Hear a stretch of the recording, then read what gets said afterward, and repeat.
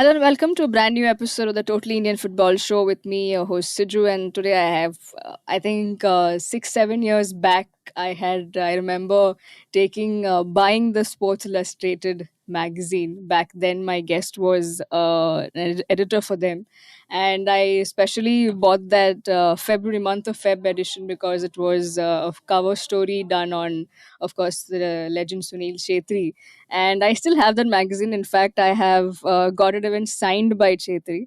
I wish this current gentleman who's on my show was probably we were in the same city. Maybe the next thing would be for I'll get him signed, get him, get his signature on the magazine as well. But before that, I'm glad to have him on the show. I even remember writing to him on Messenger, very cheekily after I read the thing, asking, "Hey sir, can I reach out to you?" And I don't think I ever reached out to him. He was very kind enough. He gave me his email address, but I didn't write to him. But anyway, years down the line, we are now sharing the same frame, and I'm glad to have gotten him here because he's gone through a lot of things in his journey as well.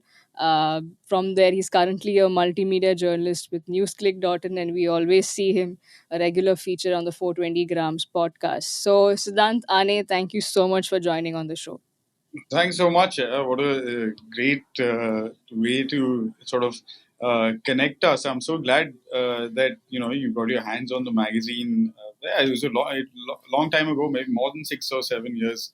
Siju, good to Yeah. be here and chatting with you finally. Better late than never. Yeah, absolutely. Let me start probably with that story, right? And 7 years later, I think your title was the lone striker up front, something around that. And I think 7 years down the line, there's a lot that has happened in Indian football, but some things don't beg to change. Is the fact that he's still the lone striker up front, carrying the burden of Indian football on his shoulders, at least with on ground performance. But yes, a big change now. I think he is graduated from just being a player, a husband, now to a father as well recently. So, just talking about the legend Sunil Shetri and how he peaked in his late 30s or post the 30s. You've seen him play very young and now, going up to what he is today. How have you seen, and especially when you write, would you write more about him, and how would you write about featuring him now, all these years later? Yeah, you're absolutely right. Sunil Chhetri has changed a lot from the days when he used to be a teenager at Mamta Model here in Delhi, where I am at the moment, playing school level football, playing state level football, and things like that, and then of course going on from there and making the big leap into Calcutta. I think where things really started to change for Sunil was around JCT.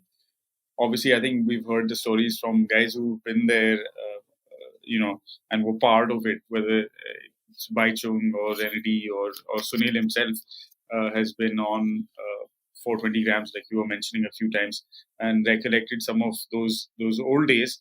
But a multiplicity of influences, senior players, coaches, uh, and then what really I think changed was the approach that Sunil had to his career, uh, and how much strength and conditioning and science that he was exposed to when he went on that stint to the MLS. You know, how many years ago was it now? I can't even remember, but a long time ago when he went to Kansas City, uh, where even at the collegiate level in the US, where some of the the conditioning aspects, the technological inputs that go into building an athlete are at the very highest level or the cutting edge of what uh, is available to athletes around the world. So I think that opened up Sunil's kind of ambit a great deal. He began to focus then a lot more on also not getting playing time, right? So all you can do when you're not getting playing time is work on yourself in different ways. Work on yourself mentally, work on yourself physically, work on obviously technical aspects of the sport that you play. But that often by that time you're in your mid 20s, those technical aspects are already quite solidified. So you can only build on the other things. That foundation has already been well laid in that sense. But that's when sort of things really opened up for him, I think, and he began to take on board all of those inputs and decided that irrespective of what might happen in the time abroad, I'm going to have like a 20 plus year professional career, and he doesn't come from any great money or privilege or anything of that sort. Uh, so make a different life for the next generation or whatever his objectives, personal objectives in life might be. But in that process, also establishing himself as a legend in Indian football for whatever that's worth. I mean, it is a sport that is followed by hundreds of millions of people in this country, and whether it's the standards we can discuss, of course, separately. But that doesn't change how we feel about the sport, how we feel about the players who represent the country, our state, our local club. The emotions that are involved in the sport remain the same. And Chhetri is a very smart guy. He understands all of those things, and from a very young age, I think Bob Houghton had a major part to play in making sure his feet stayed on the ground. So if you see like 2010, before 2010 goal celebrations that Sunil Chhetri might, you might find on YouTube or whatever, and you see now, it's a very different personality, a very different message that's going out. He remains the lone striker, but the way in which he is the lone striker has changed a great deal, and that comes from, I suppose, his growth as a guy, as a man. Of course, you mentioned role as a husband and a father and all of that. But as a person as well, all of the things he's seen, the countries he's traveled to. How many of us have been to North Korea, for example? You know? Yeah. Um, all of these things have a profound impact, I think, on a person, how they see things, and the longer you spend kind of in that space, hopefully, and Sunil is a great kind of example of this, or he epitomizes it in some ways, how he's managed to take on so many things from what he's learned just by finding himself in those positions at that time, maybe not with any kind of real equipment to deal with it beforehand. Was thrown in the deep end, and then figured out how to swim with it, sometimes swim against it, make decisions that not everyone agrees with, say things not everyone likes. uh, but uh, but yeah, you can't undermine or deny or even underplay kind of the role he's had on the sport in the country. And I think even women footballers in India today will kind of talk about how much some of these guys have influenced them, their ideas around the sport, their involvement and participation in the sport itself. And yeah, and going from there. Yeah, and now, like, I mean, he still finds him, and he's the only, I think, senior figure, I think, from the whole merit of players that are going to now, yeah, are named in the Asian Games squad that begins on the 19th. And I mean, this episode will be probably out on the 20th. And we may not talk about game by game stuff, but just looking at the squad and all that fiasco that happened along the lines with the Asian Games, right? That, teams coming out asking the government to send us, they saying no, all of those stuff, and we are finally the team is going, and now we are battling another thing of the whole club over nation debate that is, I think, universal, and it's always marred somewhere or the other with Indian football. But what's your take with the whole that the current scenario, the squad is out, and Chetri is the only senior figure there. The young ones get a chance to probably shine over here. We are grouped against China, Bangladesh, and Myanmar, if I'm not wrong. And how do you see that all that panned out? And finally, there's a team going out. Yes, we can call it a weaker team, or we can, like fans are going berserk about why the club's not releasing players and stuff like that. What's your take on that? Hmm. I think broadly, what it has been consistently, at least in the relatively short period that I have covered Indian football is that there are competing agendas, and there's a lack of communication. There's opacity at multiple levels. Like uh, essentially, one part of the same organization doesn't know what the other part is doing. Right? Let's take the Asian Games situation as an example. Firstly, and I'm not clear on this. Maybe you can clarify it. We'll get to that later. But I'm not sure what the situation was with the women's team, because in terms of their ranking, etc., the two sports should actually be considered separately uh, for these kind of purposes. It shouldn't be that just because based on the men's team's ranking that the women's team also doesn't get to go. Because I think the women's team has definitely better chance of progressing at the Asian Games level than the men do, as at any other level of international football. So that's that part. Then when it comes to the men's team, this happens every 4 years, right? There's clear criteria laid down by the Ministry of Youth Affairs and Sports, by which a national sports federation can get funding for its teams to be sent to the Asian Games. And their argument is that if you don't meet that criteria and you still want to send a team, you have so many millions of fans, you're such a big sport, you have the biggest sponsors, biggest company in the world, uh, sponsoring your sport.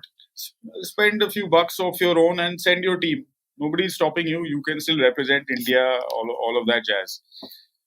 What happens is that immediately fans, rightly so, right? They want to see India play as many games as possible. We want to see, no doubt, at whatever level. And if it's something like the Asian Games, why not? Even though there's no chance, of course, of us getting a medal or anything like that. But it's still three extra games at the very least that you get to watch a national team play, and that's always a fun thing for fans of the sport. Uh, so from that perspective, hundreds of thousands of fans raise a huge kind of hoo-ha about it. And when you have a populist kind of perspective on decision making, right?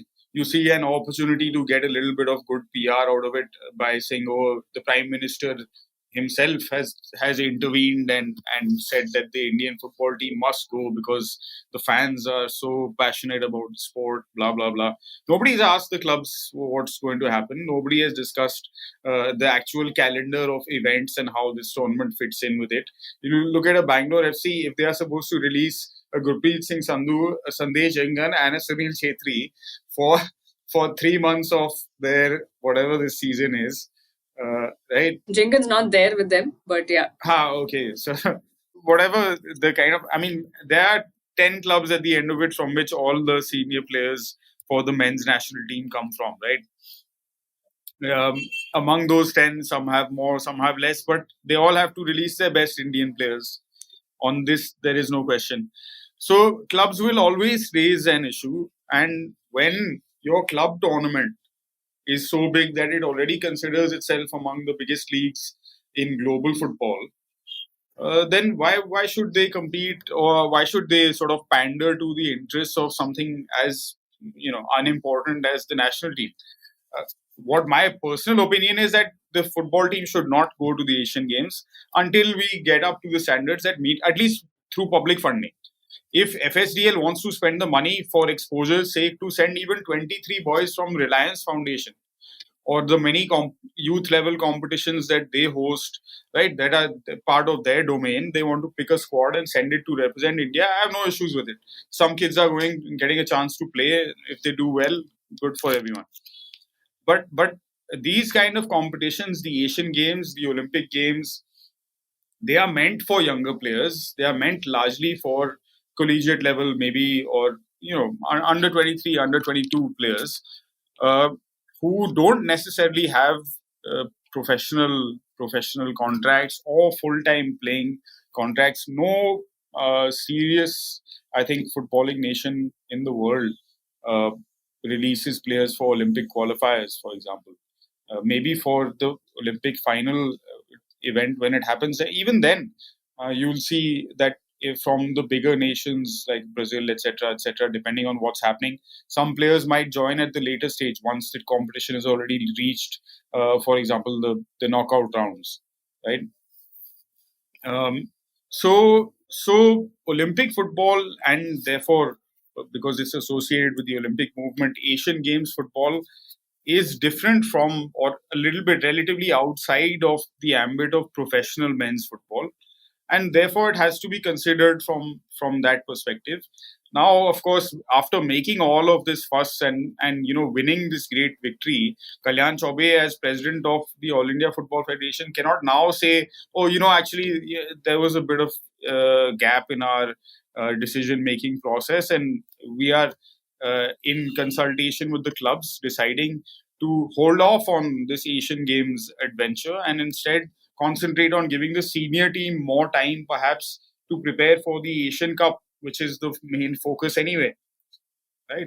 So all of these things are possible through better communication. Unfortunately, everyone is trying to do what they want and what is best for their interests within this little pie that is Indian football, and that is the result.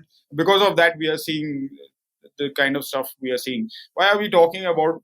For example, the other big story was uh, an interview, or sorry, a piece in the Indian Express the other day about Igor's rematch and his dealings with an astrologer, and discussing, how that can influence the results of the team. Yeah, I mean, the former regime has left, but the whole thing of astrologer is left behind. But also, there's also news that is it actually the current news? Is it something that he actually did it, or is it news floating from the last year as well? Even that's out there. But yeah, No, it is from last year only. It's from a year and a half ago, at least that much. yeah, He, at least that's his perspective on it, and I'm sure that much I can also confirm having spoken to him. But yeah, it's a year and a half ago, and the statement on that was out. There are many interesting yeah, aspects to this. Like, for example, where did this conversation leak from? And yeah, also, it seems that this gentleman Bhupinder Sharma, or whatever the name is, the astrologer in question, was already contracted by the All India Football Federation for a reasonable amount of money for 2 months of work, I must say. Um, yeah, some 12 to 15 lakh rupees, it's been reported. So if someone, whatever their role might be, these days there are all kinds of people who make it to the support staff of professional sports teams, including mental coaches, physical coaches, different kinds of more motivational people, all kinds of things we've seen, bizarre things sometimes. So an astrologer would be funny. We could make jokes about it, but beyond that, it would not be anything to. Um, which kind of, if this person is contracted, then it removes the main substance of the story, which is that the coach has possibly been discussing sensitive information regarding the team with someone who is not in the team. But if this person is already contracted by the All India Football Federation, then surely you have contacted him on the basis of information sharing, right? Otherwise, astrologers are, we can, let's not get into it, but it's not a thing. Yeah. So so so so this and it, if you look at this in the context of the other interviews that have happened with Ego's rematch, the response of various other parties, whether it's FSDL's response or the All India Football's Federation's response in show causing the national team coach, then it kind of reflects what happens in sports administration, sporting politics in India in a cyclical manner and across sports, right? Wherever there is a foreign coach involved, and if results aren't clearly indicating that that coach can be fired, like results are all right these days, right? Somehow, whatever it is, things have worked really well. And over the past few months, the senior national team, even others, even age group teams, have done reasonably well. So your logic that the more time you get with the players, the more time you get in camp, will lead to better results is also cannot be questioned. Fans also now have accepted it. Everyone has accepted it, right? So on what basis can you then be removed from a position where you have popular support And the logic, at least, that you're trying to sell cannot also be questioned. There has to be something else that comes into the picture, right? So this is what happens every time. And like it, I mean, in 2011 it happened with Bob Houghton, right? And you talk to any of the players who were involved in that whole process that he engaged with taking that team to the Asian Cup after a gap of almost 30 years. That's like, I don't know how many generations of football players. uh, Whatever else Bob may or may not be, racist to them, he was not, right?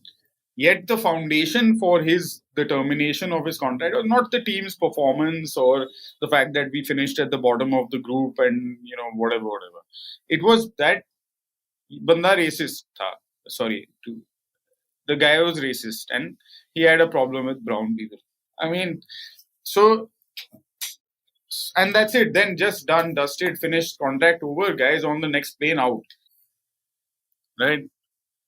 So you spend all this time, effort, money, 5 years. I think it's been since Igor Match has come to India,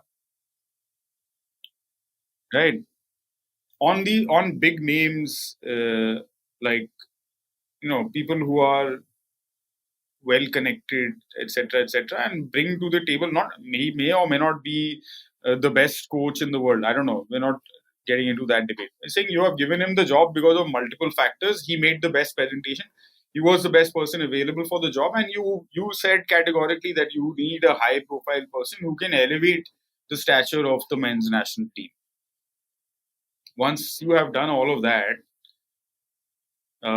then to kind of I don't know what is the purpose then of this kind of engagement, these kind of stories being leaked and all of this and working sort of not in conjunction with each other. I mean, I think we will see a statement coming out in the next few days because this hasn't ended probably before your podcast is out.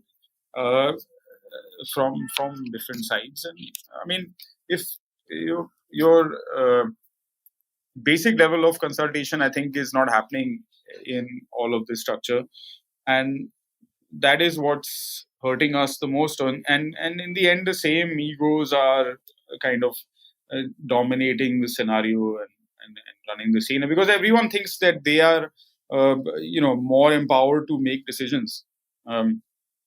So at every level. So it'll be interesting to see how all of this pans out. And 2025 is an extremely important year because this all pervasive, omnipresent, omnipotent master rights agreements that the AIFF has with its commercial partner runs out in 2025. So it'll be really interesting to see what happens,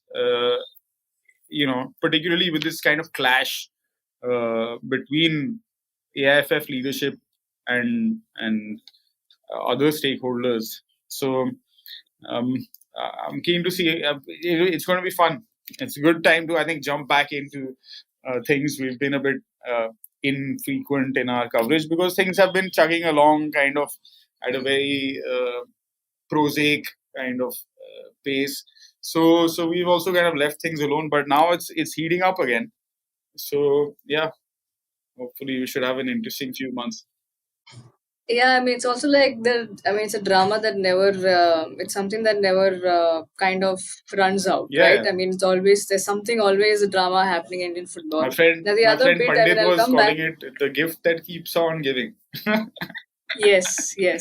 That was the phrase I was looking for, and that's exactly how it has been because, I mean, come back to Stimac in a bit. Even the whole fact that Hero has now pulled off, right? And I think for many years now, I mean, you can put a number saying 9 or 10, whatever years. It just felt like they were there forever because that's how it was also an association that you made. Okay, Indian football, or whether it's the men's team or even the youth tournaments. I remember somebody mentioning about how it's going to take a toll even on that these guys also were there, part of the youth events and Oh stuff yeah, like that. And now absolutely. that you see some more some more tournaments coming up, and recently we also the under 16 did well. They won the South Champions.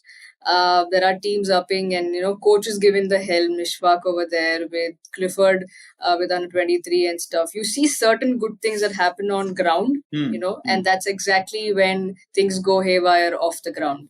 How do you say? I think I also agree to when Sandeep tweeted saying that this news is so underrated and underspoken of the fact that Hero has pulled off. It's not got that weight it needs. So, how do you see, as somebody's also covering Indian football for so many years, with the association now that has come to an end? Do you see these guys have something in plan? I mean, looking at it, I'm not sure of that, but yeah, you'll probably be No, better to answer that. a lot of there are always plans, and I think the commercial or the sponsorship departments are always working on options. When it comes to these kind of massive sponsorships, of course they help, right? And a lot of times these Yeah. companies come in at a time when nobody else is really willing to spend that money or whatever it is.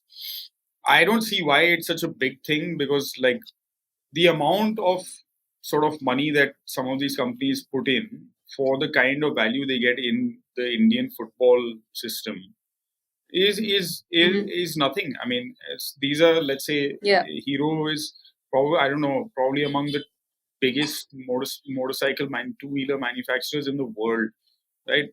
So if you're talking about a sum like 10, 20, 100 crore rupees, I mean, these are not even numbers that anyone probably really bothers to discuss.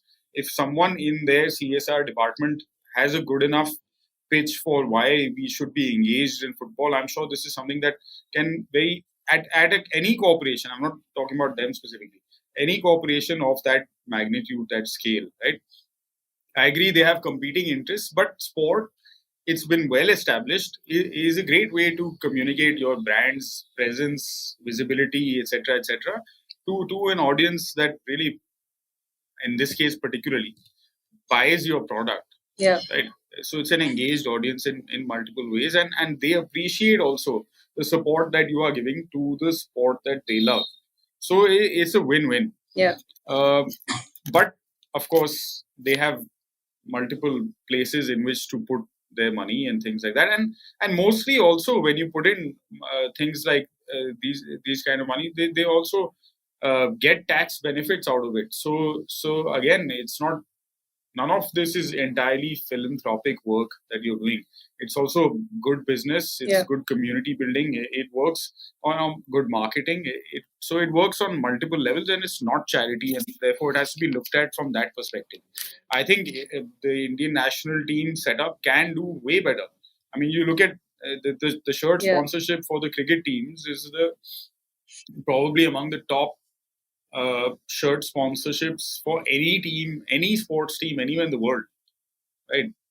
Now, not comparing cricket and football in India, but I'm just saying, in just in sheer terms of numbers, our numbers are pretty good enough for us, for this, not us, for the sales guys at the All India Football Federation to be able to make a very good pitch to multiple medium to large, even small enterprises, and say, hey, come be a part of this process of taking this sport that is currently nowhere. We are building things together. So let's start long-term new relationships. Why not diversify? Because when you have only one sponsor playing so much of a role, you look at what the Odisha government and its various entities are doing with hockey. It's very similar, right? What Hero has done consistently across multiple sports, golf, because Pawan Munjal is a keen golfer himself, and so he's had a keen interest in all of that. So these kind of things are like, Aaj main control mein hoon, I have control over the money and I can decide, and so a little bit I can do here and there, and because of that, I also get something out of it. I get to be around athletes and sport, young people, and all of those good things. But in the long term, it doesn't benefit anyone. In fact, those who argue for privatization and liberalization and all these new things that are happening, right, have been saying that why should, for example, public sector undertakings, why should they be sponsoring? Why should ONGC be spending so much money on basketball? ONGC is an oil and gas company. उनका क्या लेना देना है basketball के साथ? But but why not? They are also building a community. They are, in fact, they are engaged in a line of work that comes in for severe criticism from multiple sectors. Yes. So why would you assume that a public sector undertaking should not engage in the same kind of marketing and other related allied activities that a private company would? You are expecting them to compete in the same market, right? So people have all kinds of arguments for when it suits their narrative on one side. But I think there is plenty of potential, and with the kind of way in which the AIFF is hiring and expanding its own team and setting up shop, I'm 100% sure that the marketing department is not one that is being ignored by any means. So I'm pretty certain. Maybe it will take a bit of time, and I think in any case, money is not in short supply. I don't think that is an issue. And perhaps when you have FSDL, which is a company that's owned by Reliance, it's a subsidiary of Reliance, then when you have Reliance, which has its own hundreds of I don't know how many companies, right? And brands and products and things that it wants to sell to people. I'm pretty sure that if they are going to continue as the commercial partners, they will keep that part of it also within the family. So you will see some other brand coming up. I think Geo is one of the brands that we see on a lot of shirts and things like that, sponsoring a lot of competitions, events, things like that. So yeah, I'm not particularly concerned about that aspect. Of course, the questions should be raised, and thank you for bringing this to my notice also, because the next time we do meet or there's a press conference, we can ask why maybe the marketing department didn't have someone else or multiple other partners in place before this contract ran out. What were they waiting for or doing, or what were the challenges even that they faced? That might be a good way to do it. But I honestly don't see it as an insurmountable problem. Yeah. Okay, so I think always like we talk about when we talk about on the pitch performances, it's always the women who give us some reasons to smile. I mean, I'm not negating the fact that the men don't. They have been winning as well, but it's always the women doing well, either on individual merits or either as a collective, as a team. Now we also see Manisha Kalyan like just firing one after the other since the time she's joined for the Cyprus side. And I think not just scoring a goal, she became, of course, that is a big thing in the Champions League that she scored a goal and she's the only Indian to get that. She's also the first, assist of hat tricks, man. That is insane, right? At that level. But I think that's what Manisha Kalyan is. She is that fiery, fierce player and athlete, and she's always been there doing that. It's just that it was just a matter of fact of she given that opportunity, and whoever worked behind those scenes to get her this opportunity, and also for the team Apollo Ladies FC, like kudos to them as well, to have incorporated her, and she's starting and she's getting those goals. And so how what do you see about this? And I think, is this a great endorsement and also an advertisement where we should now push women's football all the more? Oh man, absolutely. On this performance. Yeah. On this, there is no to. I think a lot of us have been saying it for a while now. I think when Manisha Kalyan, maybe not.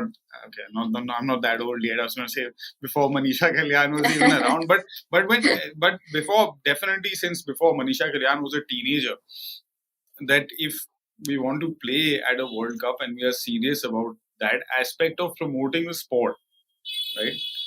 Then the focus has to be on the women's team. Should have been there in Australia this time.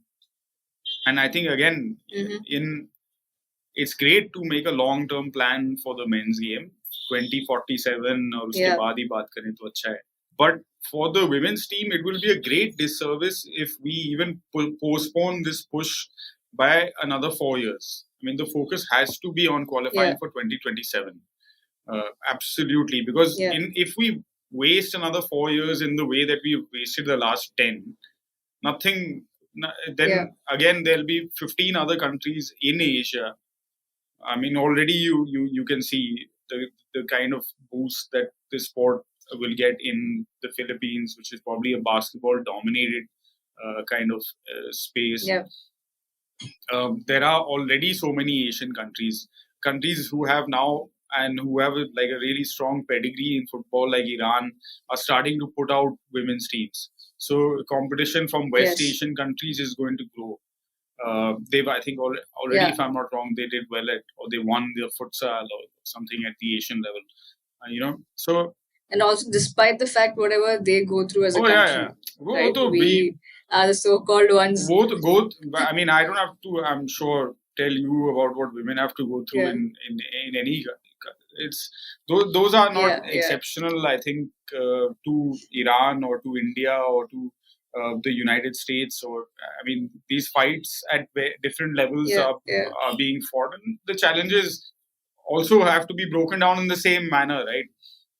What has been Yeah. done maybe 50 years ago in the United States has to happen in parts of India today, and the reverse also in some ways needs to be Yeah. looked at and implemented in terms of legal structures and those kind of things.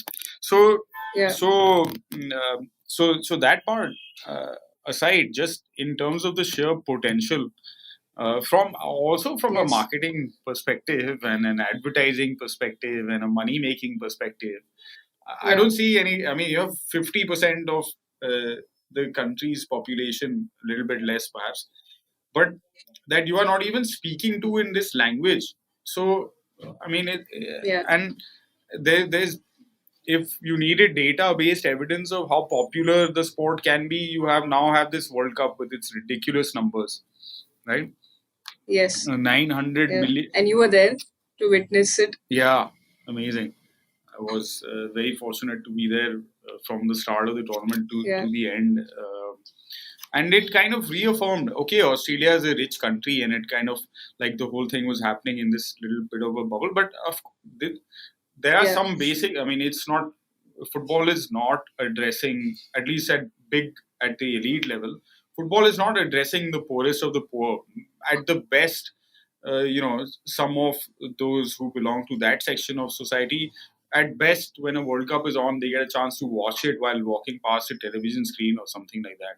But Yeah. so there is an element of exclusion or exclusivity anyway, and within those confines, I think, I mean, the participation of girls and women in sport in general, but football in particular in India, is massively increasing. So why not have like basic things, like at this point, I don't know how easy it is to even go out and buy a pair of shoes that you can use to play. What else? Yeah. I mean, Yeah. you don't need much equipment. So, so kids shoes, like goalkeepers at the World Cup were complaining that Nike refuses to sell our jerseys. They refuse to keep them in shops. Well, I mean, what? Okay, I understand that your real estate is at a premium, and if you put a jersey up there, you need to sell a certain number to justify the space it's taking. But at least while a World Cup is Mm-hmm. on, I mean, Yeah. some of the arguments that are made against investing in women's sport remain like completely outlandish, flat earther type arguments, which you, beyond a point, you really don't know what to say to. So it's a great time. I think Manisha is what, 19 or 20 years old, like her. 21. 21. Okay. And you're talking about Sunil Chhetri and his journey. It's around the same time. Now imagine, instead of going to Mm-hmm. Manisha Kalyan has come out of Hoshiarpur and has found herself in wherever, in Nicosia or wherever Apollon is based in Cyprus, right? Playing Champions League football at the age of 2021. At that time, Sunil Chhetri came from Delhi and he found himself in the glorious town of Phagwara in Punjab. And that's where his Yeah. thing started, right? So if you look at it Yeah. from that perspective, maybe Manisha today is far better positioned in terms of all the knowledge that she might have, all the exposure, awareness, etc. and is also playing in that kind of super competitive environment. It's now the group stages of the Champions League, so we'll wait to see how her team and she push through to the later stages where the competition gets much tougher, for sure. But all of that apart, I mean, she's won the domestic league in her country. Right? She's playing Champions League football. She's representing the nation. It's amazing, and you see how this kid will. I think I last met. It's been a while, but I last met her. I think maybe some time ago in Orissa at the IWL, which was happening in a bio bubble situation over there, and all of that personality and that impact and the power and the technique and the speed that Manisha Kalyan demonstrates on the pitch. When you're trying to, at least at that point, when I was trying to interview her, she needed like to be egged on and encouraged by two of her teammates to say what she wanted to, because this kid from a small town, most comfortable in Punjabi, a little bit, or Hindi, whatever. But so it took a while for her to open up, and 2 years on from there, I'm sure now she's, I don't know, hitting the Instagram captions and giving some bomb quotes and all of that, and that process will continue over time, and it's really so important. Another sort of example, because there are relatively few of them, is Gurpreet Singh Sandhu, right? He was included as part of the senior team when he was 16, 17 years old. Now that comes with its own set of challenges and requires some thought being given to safeguarding of this boy who is joining a group of men out on, out on their own sort of adventure. But however he came through the process, Gurpreet has learned, adapted, evolved, and again, no value judgment on good, bad, or whatever.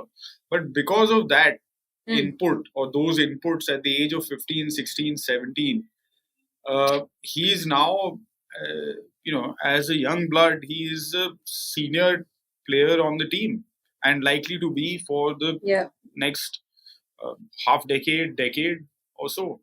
If 2-3 more, I think another member of the senior national team, Dalama Chibber, has just spent a couple of years playing collegiate football in the US. Similarly, I know another kid. We had Bala Devi. Yeah, Bala went to Rangers, of course. Yes, absolutely. I think there are a couple of players who have gone off to Zagreb in Croatia after they were picked up at a camp in Calcutta. You have... what else? I know that there are a couple of young players. One very good player who, again, it's a privilege to play with once in a while when she's around in Delhi. We play small-sided football together. Who's playing Division 1 NCAA in the US. So instead of this ridiculous PIO debate that we are having in men's football, right? If we spend a little bit of concentrated energy on, and I'm not saying that you can revolutionize it from the ground up in this 4-year period. Of course not. That's not at all. But you now have enough of a structure to be able to identify top talent, and then you can help them easily, right? Find themselves in these positions in schools, in colleges, because it's another thing, not meaning to generalize, but from what I have seen through covering sport for whatever time I have, is that women athletes tend to be a lot more disciplined, diligent, and focused on all of the things that they have to do in order to balance their life. Not just कि भाई मैं training करना है, खाना है और सोना है. No third thing. So because of the pressures, I guess, and society being the way it is, women are used to doing a lot more. And when they are, therefore, I think put in some of, or given or allowed to have whatever language you want to use for it, these opportunities, the result or the whatever you see out of it is also that much more substantial, right? So I think it's not easily done, but it is something that India can manage. And I think people like you and your podcast and everyone who is like actively involved in the football community on the ground needs to really put pressure on the federation and we should talk really. We should start talking specifically about the women's department and what they are doing and why they are doing it. Because I had a conversation with a senior player in the senior team a couple of weeks ago, around the time when this Jenny Hermoso story happened, and the kind of things they were telling me was shocking about how Sai representatives who have come to audit the kind of facilities given to the women's national team while they are staying at this Kit University in Orissa are being blatantly lied to by Football Federation officials and told that this is at par with the facilities and what is given to the men's team. Complete lies. That the teams who are training there and camping at Kit, they have to change their training schedule because the under 23 squad, men's squad, is going to be there and they get to play under lights. So the women have to now play in the afternoon or train in the afternoon. So this is still going on, and I think needs a lot of focus, because just setting up a department and sending out press releases and celebrating the performance of a handful of your athletes who are anyway doing it despite any help from, without much assistance from you or your structure. They're doing it on the basis of some opportunity that they've had, some talent that they have, and luck that somebody has managed to figure out a way to send them out, right? Manisha Kalyan is not making any millions of dollars. She's probably, it's probably a real struggle. Sure, yeah, absolutely. I mean, even even I think I remember speaking to Gurpreet as well when he was after he just came back, and how we all, I mean, I always say this point, including myself, saying that why did he have to come back and all of that. Very easy for all of us to sit here and say that, but yeah, it's at the end of the day, that's their career. No, we forget the fact that just like we sit here, write about it, talk about it, the playing is their career, and absolutely it doesn't pay them well. And so all of those things. I mean, not just that, right on the Siju, but in the case of Gurpreet, having already spent 3 odd years, you also have to play. Even with Sunil, it's not just about getting paid; it's also about playing. Like if Gurpreet were absolutely or were to stay on the same contract or marginally increased contract, but if he were given regular playing time, his decision might have been different. Yeah, because I think if I'm not wrong, he went down from third best keeper to fourth keeper. And that's when he decided saying, okay, that, the choice keeper that he was for the team, something around that. So just like you mentioned, I mean, the game time really. Where by and large, nobody other than the first choice gets to play, right?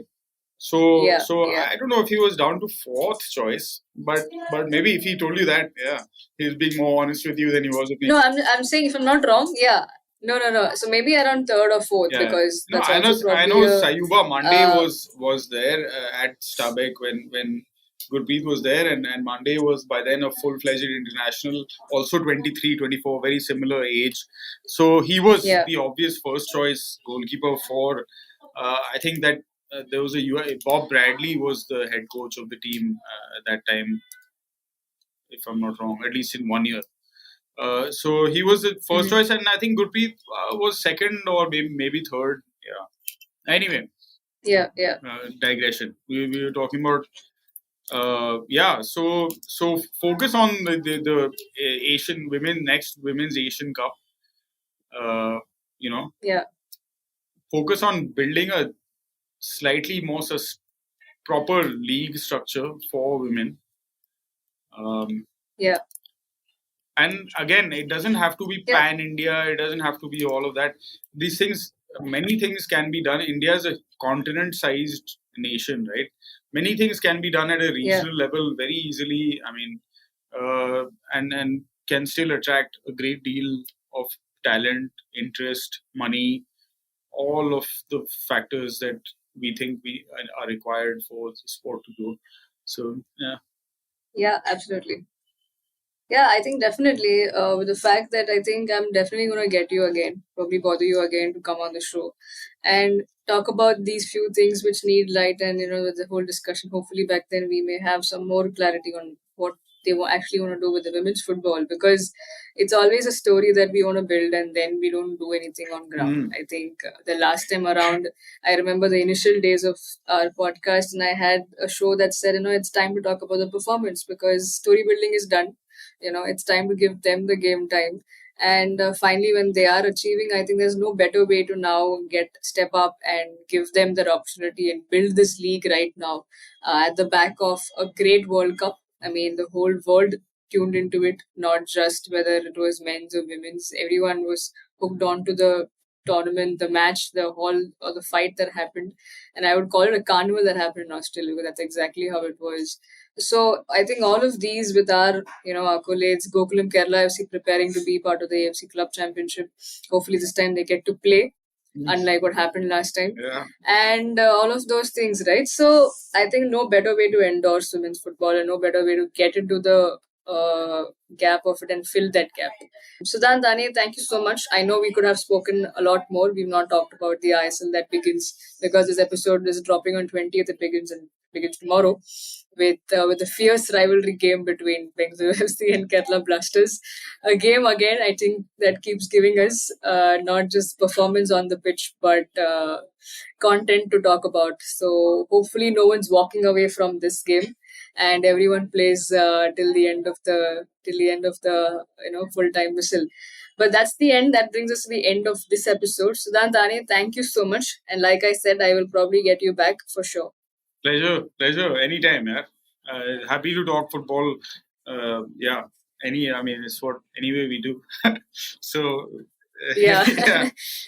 Yeah. Happy to do it with you. It's yeah, I may not have been half as cool as Arjun Pandit. Oh no. Who I really love and enjoy. Way cooler. Way cooler. They do not give Pandit the misconception that he is cool, my friend. That's the worst kind of encouragement you can give that guy. Okay, point taken. But you can definitely plug our podcast as well. 420 grams. We are jumping you to it this time. We should have an episode out tomorrow or whatever. By the time this comes out, we will also have an episode out. We will also be talking about some similar things. Yeah. Sure. Absolutely. I think I always go back and I always do my due diligence of giving a shout out to 420 grams and injury time. I request the same as well. Absolutely. At times. So the fact of bringing you on was also there, so you can also tell people that I was here and you can go listen to that show. For sure. But thank you so much once again, and to all the lovely listeners, thank you. I hope you enjoyed this, and we can always keep talking and let us know what you think about the episode, and do follow, subscribe. We are an audio show available on all the audio leading platforms. And yes, you know where to find 420 grams. It's on YouTube, the benefit of seeing faces. But you enjoy listening to our voices for now. Thank you so much. This is Siju signing off, the Totally Indian Football Show.